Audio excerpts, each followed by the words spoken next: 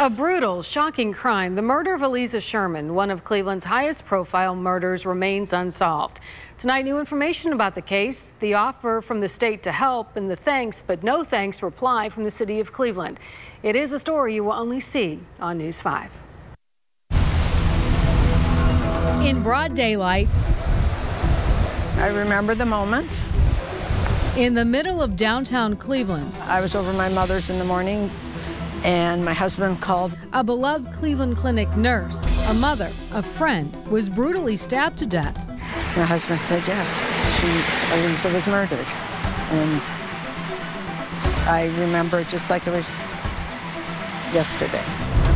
But it wasn't yesterday. It's been more than 5 years since Aliza Sherman was murdered. Her killer's still on the loose. I think anyone that's going to commit a crime like this could be a danger to society. A team of federal and local law enforcement officers are tasked with closing this case. Cuyahoga County Assistant Prosecutor Jennifer O'Malley has been part of that team since the beginning. I have hopes that this can be solved. The Cuyahoga County Prosecutor's Office takes all of our unsolved homicides very seriously. We are invested in seeing this case through. I've discovered that team of investigators recommended the Ohio Attorney General's Bureau of Criminal Investigation be pressed into service. But according to state law, BCI must formally be asked to become involved in any case, including Sherman's. Multiple sources told me a letter asking for BCI's help was drafted, but several sources close to this investigation confirm the letter was stopped at Cleveland City Hall. But why? Why wouldn't the city want help in solving this case? It's not the cost, because BCI offers its services for free. For months, I have asked for an explanation from both City Hall and Cleveland Police, and they have blocked my request. Instead of an interview, I got an email from the public information officer saying there aren't any updates and police won't be giving me an interview. Sergeant Jennifer Chach also said, quote, "This case remains with the lead detective originally assigned to this investigation. We do not have a cold case unit. The case is being investigated with the help of the Homicide Review Task Force." But in the press release announcing the new initiative, it says in black and white, the Cold Case Homicide Task Force was formed in partnership with the Cleveland Division of Police, the Cleveland Office of the Federal Bureau of Investigation, and the Cuyahoga County Sheriff's Office. I cannot comment on that. BCI has provided assistance on this case, though. O'Malley is right. BCI has been involved in the past. I obtained this letter written by a high-ranking police official asking for help last year. BCI responded with a 6-page report but has not been involved since. Sources close to the investigation told me their help could be instrumental in closing this case.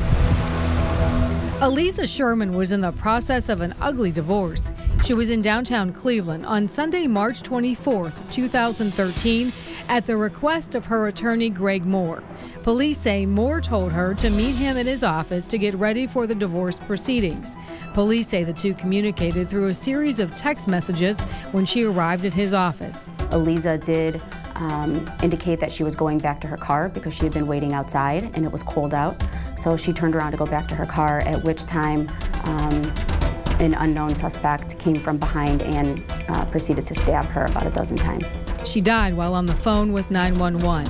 Sources told me nothing of value was taken from her. The brutal murder captured on surveillance camera and the suspect dressed all in black seen leaving.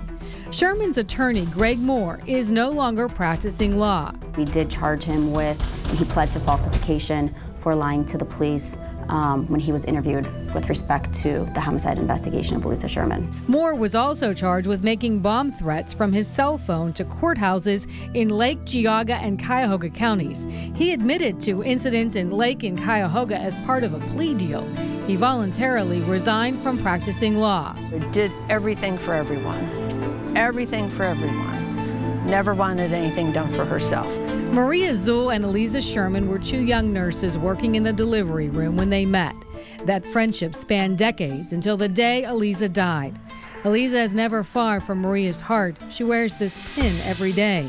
This sign sits in her yard and her car plastered with posters. For me, it's so important that she never be forgotten and justice is served. So this is my way of keeping it out there. Crime Stoppers is offering a $100,000 reward for information to an arrest in this case. The Officials say that's the largest amount ever offered in a case.